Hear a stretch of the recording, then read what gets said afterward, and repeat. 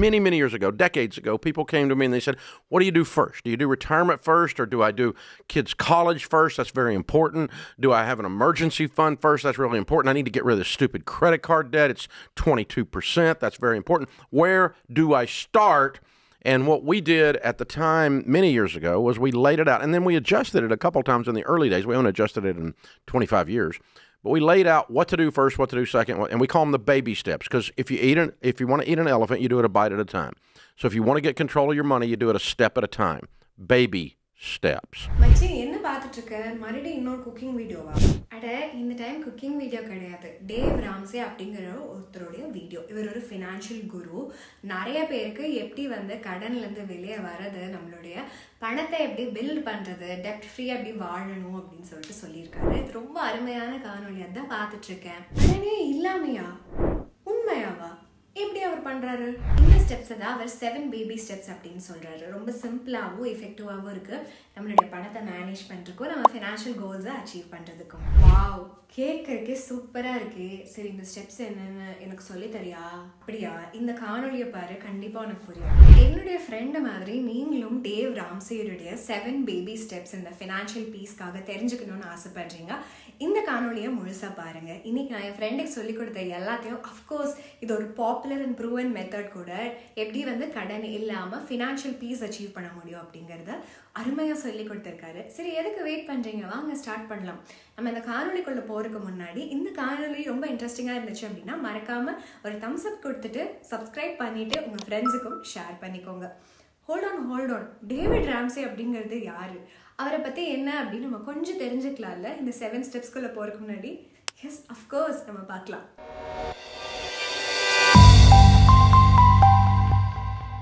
Dave Ramsay அப்படிங்கிறவர் யாருன்னு நீங்கள் கேட்பீங்க. டேவ் ராம்சே வந்து ராம்சே சொல்யூஷன்ஸ் உடைய சிஇஓ.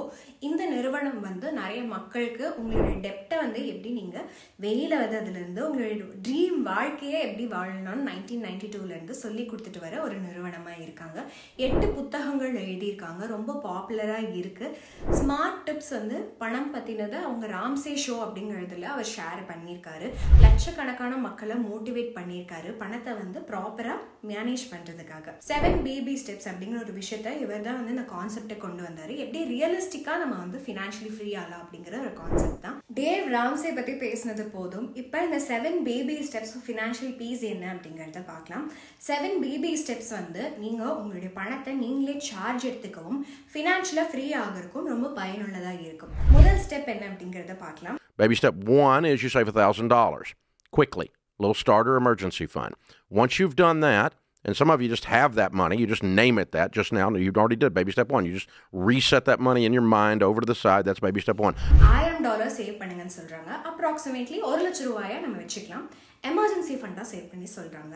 ஸ்டெப் 1, இந்தியர்களுக்கு $1,00,000 ஸ்டார்டர் எமர்ஜென்சி ஃபண்டா நீங்க சேவ் பண்ணி வைக்கணும். இவர் சொல்ற மாதிரி பார்த்தோம்னா ஃபர்ஸ்ட் ஸ்டெப் என்ன? இந்த ஃபர்ஸ்ட் ஸ்டெப் என்ன அப்படின்னு பார்த்தோம்னா, டேவ் வந்து $1000 வந்து almost equal to 80 to $1,00,000 Indian ருபீஸ்ல வந்து சேவ் பண்ணணும்னு சொல்றாரு. இந்த எஸ்டிமேட் ஈஸியா இருக்கணுங்கிறதுக்காக $1,00,000 வச்சுக்கலாம். ஸோ நீங்க ஸ்டார்டரா எமர்ஜென்சி ஃபண்ட் அப்படிங்கிறதுக்காக $1,00,000 சேமிச்சு வைக்கணும். ரொம்ப ஃபஸ்ட்டு எடுத்தோடனே சீக்கிரமாக அதை பண்ணணும்னு சொல்கிறாரு. ரொம்ப ஸ்மால் அமௌண்ட்டாக நீங்கள் ஒரு செப்பரேட் பேங்க் அக்கௌண்ட்டில் இதை போட்டு வைக்கலாம். எமர்ஜென்சிக்கு மட்டும்தான் இதை பயன்படுத்தணும் நீங்கள், இல்லைனா பயன்படுத்தவே கூடாது.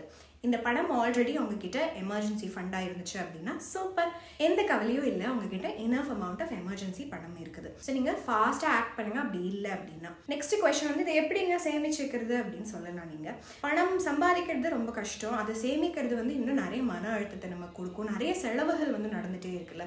ஸோ எமர்ஜென்சி ஃபண்ட் அப்படிங்கிறத சேமிக்கணும் அப்படின்னா சில நாட்களுக்கு வெளியே சாப்பிட்றது, ஜாலி பண்ணுறது, க்ளோத்ஸ் வாங்குறது, நெட்ஃப்ளிக்ஸ் சப்ஸ்கிரிப்ஷன் இது எல்லாத்தையுமே கட் பண்ணுங்கள். அப்போ தான் உங்களால் வந்து பணம் சேமிக்க முடியும். எக்ஸ்ட்ரா ஹவர்ஸ் எங்கேயாவது வேலை செய்யுங்க, சைட் கிக் ஏதாவது பண்ணுங்கள், ஏதாவது செல் பண்ணுங்கள். அப்போ தான் வந்து உங்களால் அதை சேமிக்க முடியும். பிடிச்ச ஒரு விஷயத்த பண்ணி கூட நீங்கள் எக்ஸ்ட்ரா கேஷ் வந்து சம்பாதிக்கலாம். ட்ரிக் என்ன அப்படின்னு பார்த்தீங்கன்னா, எவ்வளோ முடியுமோ அவ்வளோ பணம் சேமிங்க, எவ்வளோ ஃபாஸ்ட்டாக முடியுமோ அவ்வளோ ஃபாஸ்ட்டாக சேமிங்க. ஸோ எதுக்கு வந்து எமர்ஜென்சி ஃபண்ட் வேணும் அப்படின்னு நீங்கள் கேட்கலாம். இமேஜின் பண்ணுங்கள், உங்களுக்கு வந்து ஸ்பேர் கேஷ் எதுவுமே இல்லை, திடீர்னு வந்து உங்களுக்கு ஒரு எமர்ஜென்சி வந்துச்சு, உங்கள் கார் வந்து ஃபிக்ஸ் பண்ணணும், இல்லைனா வீட்டில் ஏதோ ப்ராப்ளம் இல்லை ஹெல்த் இஷ்யூ வந்துச்சு அப்படின்னா. ஸோ எப்போவுமே மர்ஃபி லா படி என்ன அவர் சொல்கிறாரு அப்படின்னு பார்த்தீங்கன்னா, ஏதாவது ஒன்று தப்பாக போகிறதுக்கு வாய்ப்பு இருக்குன்னா கண்டிப்பாக தப்பாக போகும் அப்படின்னு அசியூம் பண்ணிக்கோங்கன்னு சொல்கிறாரு. இந்த சுச்சுவேஷனில் நீங்கள் வந்து என்ன பண்ணுவீங்க? ஏதாவது ப்ராப்ளம் இருந்தால் கிரெடிட் கார்டு இல்லைனா யார்கிட்ட கடன் வாங்குவீங்க. அந்த மாதிரி அப்புறமா ரீபே பண்ணிக்கலான் இருப்போம். பட் அந்த மாதிரி ட்ராப்குள்ளே விழுந்துடாதீங்க. கிரெடிட் கார்டு யூஸ் பண்ணிட்டோ இல்லை கடன் வாங்கிட்டே இருந்தீங்க அப்படின்னா டெப்ட் தான் அதிகமாகும். அதுக்கப்புறம் கொஞ்சம் நாள் போக போக மன அழுத்தம் அதிகமாயிடும். ஸோ எமர்ஜென்சி ஃபண்ட் வந்து வச்சுக்கிறது ரொம்பவே முக்கியமான விஷயம். நான் சொன்ன டிப்ஸ் எல்லாத்தையுமே யூஸ் பண்ணி எமர்ஜென்சி ஃபண்டை ஃபஸ்ட்டு ரெடி பண்ணி வச்சுக்கோங்க. ரெண்டாவது ஸ்டெப் என்ன அப்படின்னு பார்த்தீங்கன்னா கடன் எல்லாத்தையும் பே ஆஃப் பண்ணிடுங்க. வீட்டு கடனை மட்டும் மெதுவாக பண்ணிக்கலாம்னு சொல்கிறாரு. டெப் ஸ்னோபால் இந்த எஃபெக்ட் யூஸ் பண்ணி இந்த காணொலியை நீங்கள் பார்த்துட்டு வாங்க. Baby step 2 is you pay off all of your debt except your home using the debt snowball. The debt snowball is where you list your debts, smallest to largest, pay minimum payments on everything but the little one. You attack the little one with a vengeance. You're not going on vacation. You're in debt. You're broke. You're not going out to eat. You're in debt. You're broke. You work all the time. You're in debt. You're broke. There's a great place to go when you're broke, to work. So the step என்ன அப்படின்னு பார்த்தீங்கன்னா baby step 2 வந்து psychology பற்றி தான் இது ஃபுல்லாமே. So Dave அப்படிங்கிறவர் என்ன சொல்கிறாரு அப்படின்னு பார்த்தீங்கன்னா டெப் ஸ்னோபால் எஃபெக்ட், இந்த பர்டிகுலர் எஃபெக்டை வந்து பயன்படுத்துங்கன்னு சொல்கிறாரு.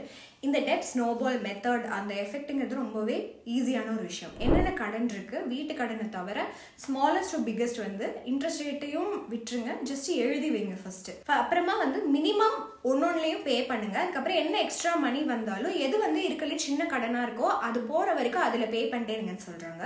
ஸ்மாலஸ்ட் முடிஞ்சதுக்கு அப்புறமா அடுத்தது போகலாம், அதுக்கப்புறமா அடுத்தது போகலாம். இந்த மாதிரி உங்களுடைய கடன் எல்லாம் முடிகிற வரைக்குமே நீங்கள் டெப் ஃப்ரீ ஆகிற வரைக்கும் இதை வந்து கண்டினியூ பண்ணலாம் அப்படின்னு சொல்கிறாரு. ஒரு எக்ஸாம்பிள் எடுத்துக்கலாம் இதை புரிந்து கொள்றதுக்காக. 5 லோன் உங்களுக்கு இருக்குன்னு வச்சுக்கலாம்.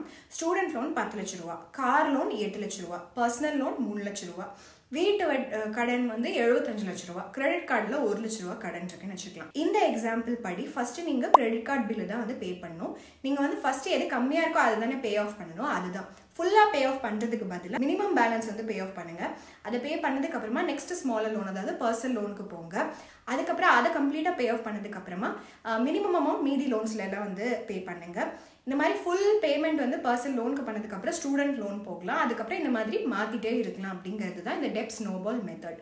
இந்த ஸ்டெப் வந்து ரொம்பவே இம்பார்ட்டன்ட். ஏன் அப்படின்னு பார்த்தீங்கன்னா கடன் அப்படிங்கிறது வந்து நம்மளுடைய ஃபினான்ஷியல் கோல்ஸை நம்ம ரீச் பண்ணுறதுக்கு ரொம்ப கஷ்டமாக ஒரு ஹேர்டில் மாதிரியே நிற்கும். ஸோ டெப்ட் வந்து நமக்கு மன அழுத்தம், பதட்டம், கோபம் இது எல்லாத்தையுமே கொடுக்குற ஒரு விஷயமா இருக்குது. டெப் ஸ்னோபால் மெத்தடை நம்ம பயன்படுத்தினோம் அப்படின்னா ஈஸியாக ஃபோக்கஸ் பண்ணலாம், ஸ்மால் வின்ஸில் ஃபோக்கஸ் பண்ணலாம், குயிக்காக அக்கம்ப்ளிஷ் பண்ணலாம், ஒரு மோட்டிவேஷன் கிடைக்கும். ஒரு அக்கம்ப்ளிஷ்மெண்ட் பண்ணோம் அப்படின்னா லாங் டேர்மில் நம்ம எல்லா கடனையுமே ஈஸியாக வந்து இந்த மெத்தட் யூஸ் பண்ணி பே ஆஃப் பண்ணிடலாம். உங்களுக்கு தெரியறதுக்கு முன்னாடியே நீங்கள் வந்து கடனாலேயே இல்லை, என்கிட்ட கடனே இல்லைங்க அப்படின்னு ஒரு சந்தோஷமான ஒரு சுச்சுவேஷனில் ஆக்சுவலாக இருப்பீங்க. இதுதான் இந்த செகண்ட் பேபி ஸ்டெப். 3வது ஸ்டெப் என்ன அப்படின்னு பார்த்தீங்கன்னா சேவ் 3 to 6 மாதம் இருக்கிற பணத்தை வந்து சேவ் பண்ணணும். Expenses of fully funded emergency ஃபண்டில் இந்த காணொலியை பார்த்துட்டு வாங்க. Baby step 3 with the Gazelle intensity, and that's 3 to 6 months of expenses. Then we turn off the intensity and we move from intensity to intentionality.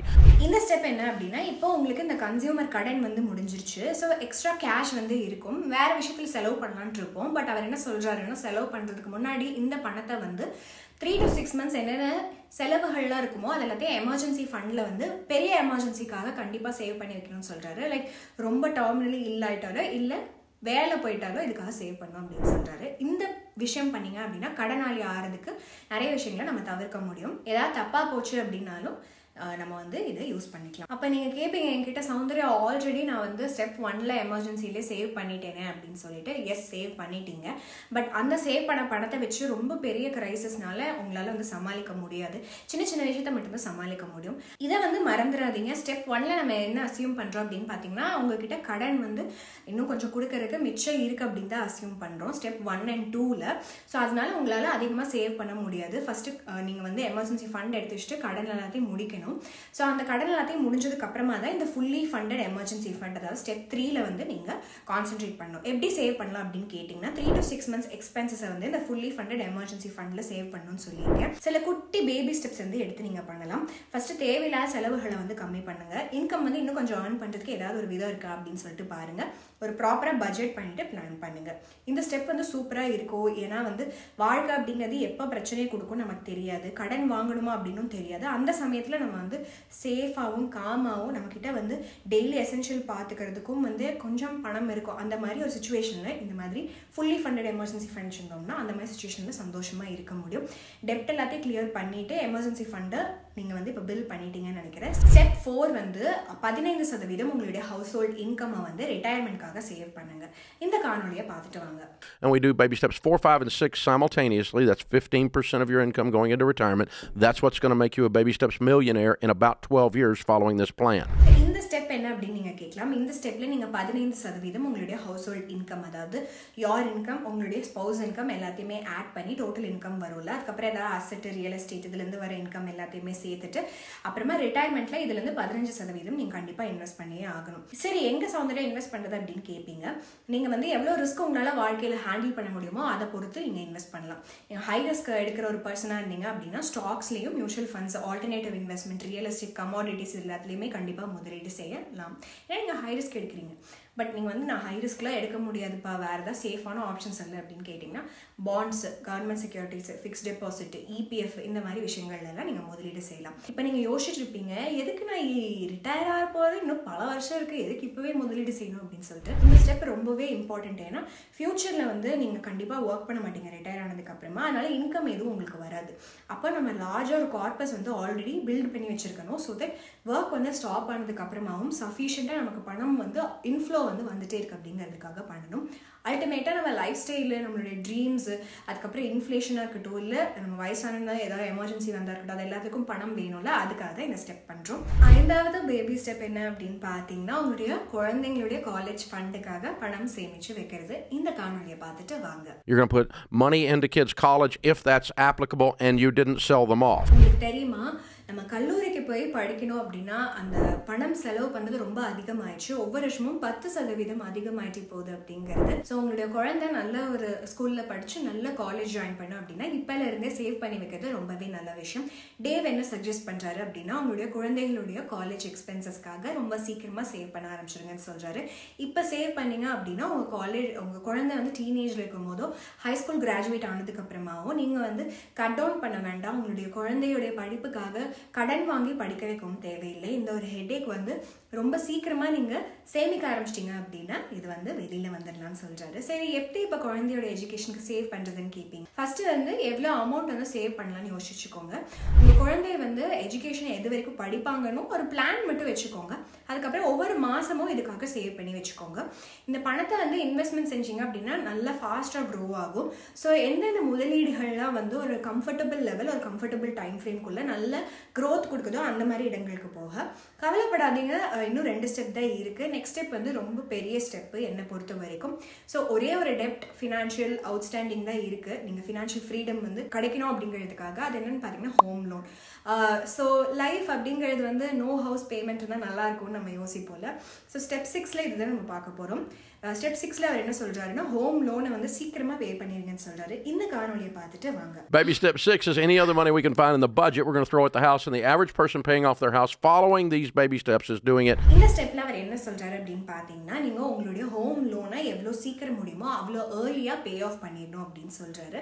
Home லோனை early of bay of பண்ணிட்டோம் அப்படின்னா நம்ம interest, அதுக்கப்புறம் fees, அதுக்கப்புறம் டேக்ஸ்லாம் கொடுக்குற பணம்லாம் நிறையவே save பண்ணலாம் அப்படின்னு சொல்கிறாரு. கேஷ் ஃப்ளோ வந்து நம்ம வந்து இன்வெஸ்டிங்காகவும் இதை பயன்படுத்திக்கலாம் அப்படின்னு சொல்கிறாரு.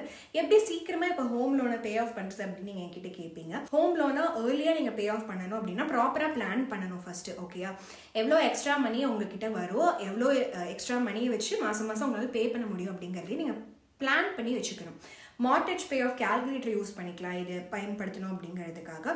ஃபர்தராக உங்களுக்கு போனஸ் வந்தாலோ, டேக்ஸ் ரீஃபண்ட் வந்தாலோ, இல்லை கிஃப்ட் ஏதாவது பணமாக வந்துச்சு அப்படின்னா உங்களுடைய மார்டேஜை வந்து டக்குன்னு பே ஆஃப் பண்ணுற மாதிரி அதுக்காக இதை பயன்படுத்திக்கோங்கன்னு சொல்கிறாங்க. ஒரு சிம்பிள் பிளானும் 1 மந்த் எக்ஸ்ட்ராவாக இஎம்ஐ வந்து ஒரு வருஷமும் வந்து ஒரே ஒரு மாதத்துக்கு எக்ஸ்ட்ராவாக பே பண்ண ஆரம்பிங்க. இந்த மாதிரி பண்ணீங்க அப்படின்னா உங்களுக்கு சீக்கிரமாகவே இந்த கடன் வந்து கழிஞ்சிரும். அடுத்தது ரொம்ப பெஸ்ட் பார்ட்டு 7வது ஸ்டெப். இது என்ன அப்படின்னு பார்த்தீங்கன்னா பணத்தை வந்து பில்டு பண்ணுறது, பில்டு வெல்த், அதுக்கப்புறம் கொடுங்க அப்படின்னு சொல்கிறாரு. லாஸ்ட் ஸ்டெப்பில் என்ன அப்படின்னு பார்த்தீங்கன்னா உங்ககிட்ட இருக்கிற பணத்தை வந்து எல்லாம் ஸ்பெண்ட் பண்ணிக்கு அப்புறமா கையில் இருக்கிற பணத்தை வச்சு நீங்கள் உங்களுக்காக வெல்த்தை பில்ட் பண்ணிக்கணும். ஓகேங்களா? அதுக்கப்புறம் இந்த வெல்த்தை உங்களோட குழந்தைங்க பேர குழந்தைங்களுக்கு கொடுக்கணும் அப்படின்னு சொல்கிறாரு. எவ்வளோ வர்த் அப்படின்னு நீங்கள் பார்த்துக்கோங்க. உங்களுடைய வெல்த்தை பில்ட் பண்ணிகிட்டே இருங்க.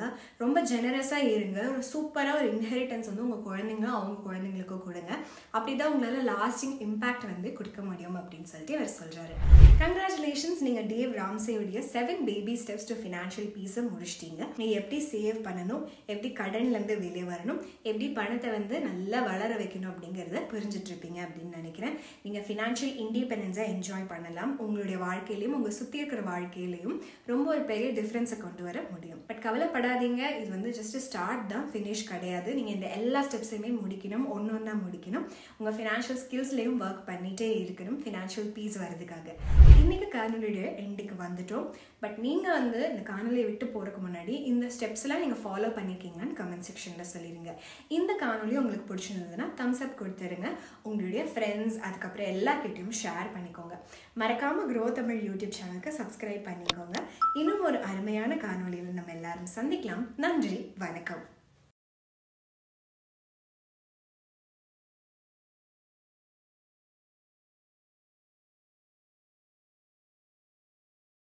Investment in securities market are subject to market risks. Read all the related documents carefully before investing. Please read the risk disclosure documents carefully before investing in equity shares, derivatives, mutual fund, and or other instruments traded on the stock exchanges.